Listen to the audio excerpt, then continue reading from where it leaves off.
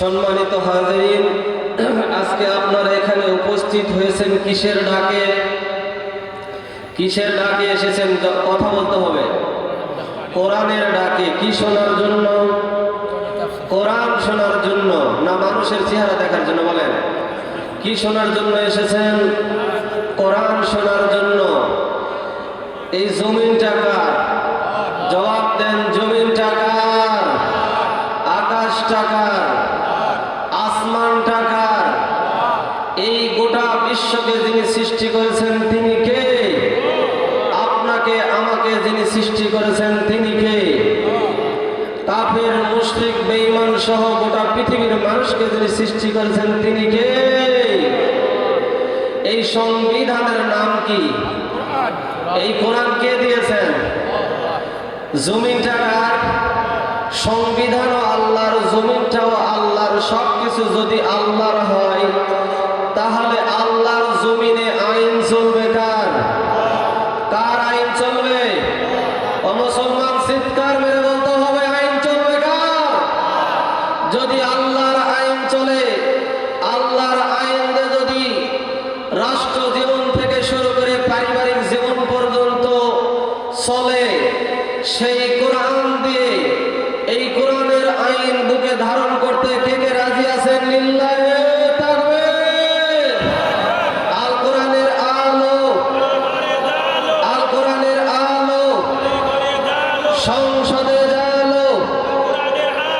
যখন আমরা কোরআনের কথা বলি তখন অনেকেই মনে করে যে মনে হয় জামাত ইসলামের কথা বলতেছে। আল্লাহর কসম করে বলি, এই কোরআনুল কারীম যে সংবিধান, এই সংবিধান কোন জাতি গোষ্ঠীর মধ্যে সীমাবদ্ধ নয়। কথা বলেন ঠিক না বেঠে? কোন জাতির জন্য, কোন ধর্মের জন্য, কারোর জন্য একেবারে নির্দিষ্ট করে কোরআনুল কারীম আল্লাহ নাজিল করেন নাই। ঠিক না বেঠে? নাজিল করেছেন গোটা বিশ্ব মানবতার মুক্তির জন্য, গোটা মানুষের জন্য, গোটা পৃথিবীর মানুষের হেদায়েতের জন্য। লিন্নাস। আল্লাহু আকবার বলেন।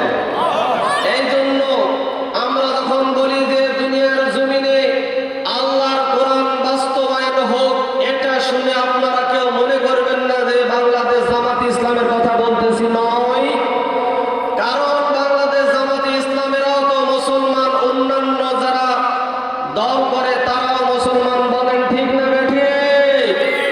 তাহলে শুধুমাত্র যারা বাংলাদেশ জামাত ইসলাম করে এরাই শুধু কোরআনের কথা বলে না? বিএনপিরাও কোরআনের কথা বলে।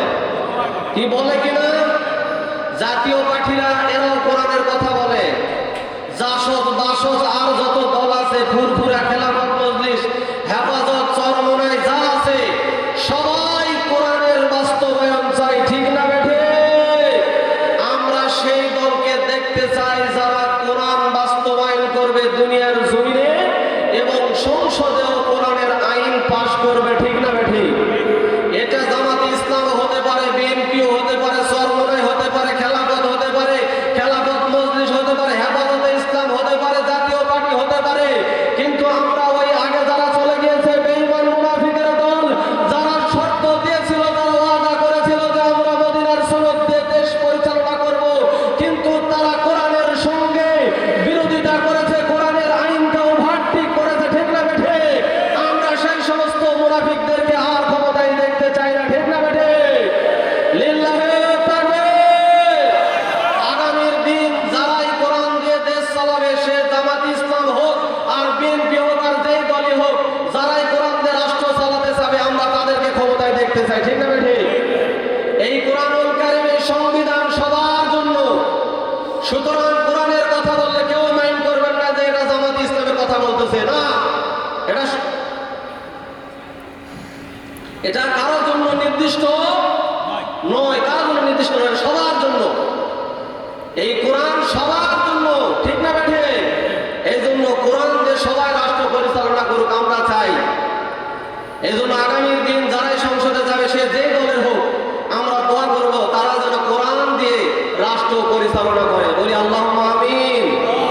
আজকে যারা এখানে উপস্থিত হয়েছেন, যারা বাইরে থেকে কান লাগিয়ে মাইকের আওয়াজ দিয়ে শুনতেছেন, বক্তা শ্রোতা সহকারে সকলের জিন্দগির গুনাহ আল্লাহ মাফ করে দে, সকলকে কবুল করে নি, বলি আল্লাহুম্মা আমিন।